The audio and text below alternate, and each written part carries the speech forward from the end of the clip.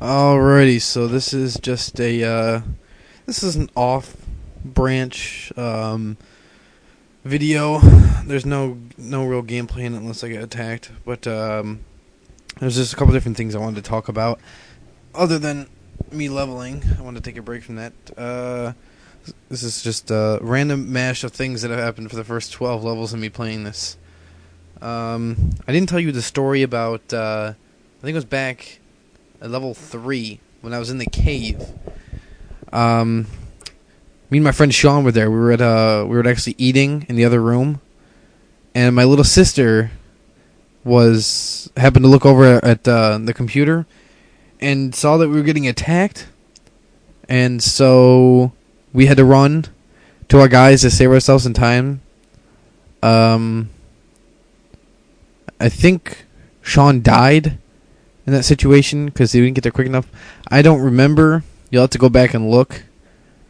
Well, I don't think you'll see it because I don't know if I recorded it, but there's that piece. And then you'll notice that the thing skips a little bit. It goes from like 3 as the end of one video and then 5 the start of the next. I did record all of the rest of level 3, 4, but I accidentally lost the data. I don't know where it is. So retrieving that is probably not going to happen, but there's nothing special between those 2 points except just 8 minutes of me playing, which is nothing big. A couple tips. Definitely set, if you're druid, definitely set your hearth to Darnasius. 100% set it there, no matter what, without a question. You're always going to have to go to that same place, the same druid trainer, to get all your... the first one, I don't know if you do the quests anymore to get this Aquaform, the cat, Dire Bear. I don't know if you do those anymore, but if you do, then you got to set it there.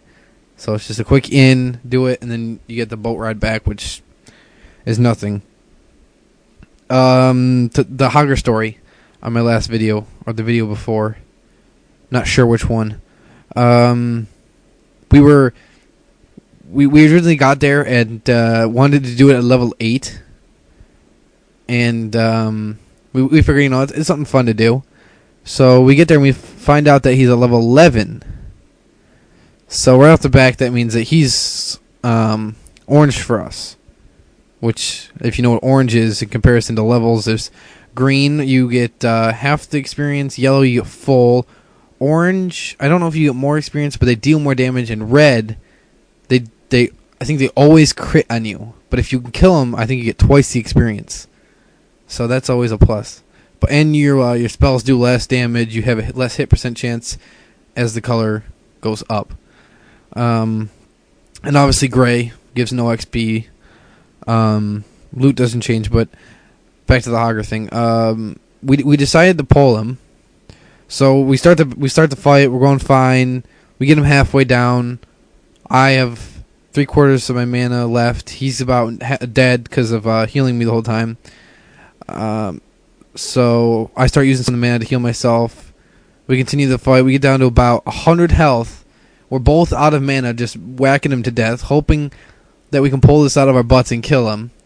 So we get down to about 50 health a few seconds later, and he tries to pop a last heal on me. It gets on me, but he crits me, and I end up dying. And then for the last 35 health, he's there just doing whatever he can to live. And I think he used a health potion and everything, and he ended up having like 30 health at the very end. And so we did it, but I didn't record any of it. So I was because I thought we were just going to fail in the first place. I didn't think it was going to be I thought it was going to be a quick loss, and that was all it was going to be. But yeah, that was that. That was the story I wanted to say. And the heirloom gear he has, you get it from 80 instances, heroic instances. You can change emblems of conquest to valor to heroism. I think that's the order how it goes. And use the heroism to buy the obvious the gear. And the gear is a buy new account. The stats change as you level up unlike other gear that stays the same as you level up. So that's why it's a great thing to have. But as me switching into a different server, I don't have that luxury. So, he levels 20% faster than I do, and you go from 1 to 80. That's it's like a 6-level difference once you get to the very end of doing the same exact quests and same kills. That's how much more experience it adds up to. Westfall, not a very fun place to be. It awfully sucks. It's plain. There's no color to it. A lot of yellow. A lot of dead stuff. Lots of camps of mobs. There aren't really a lot. There's only beasts that are spread out some, and all the humanoids are all in big, huge camps that are hell to get through to get to what you want to get. The first instance that you come across as Alliance is in Westfall. It's Dead Mines, but people refer to it as VC. So you can get into it, looking for a group at level 16, but I wouldn't advise really going in there at level that's, if you're not the greatest player, you don't even have all greens yet at that point in time, and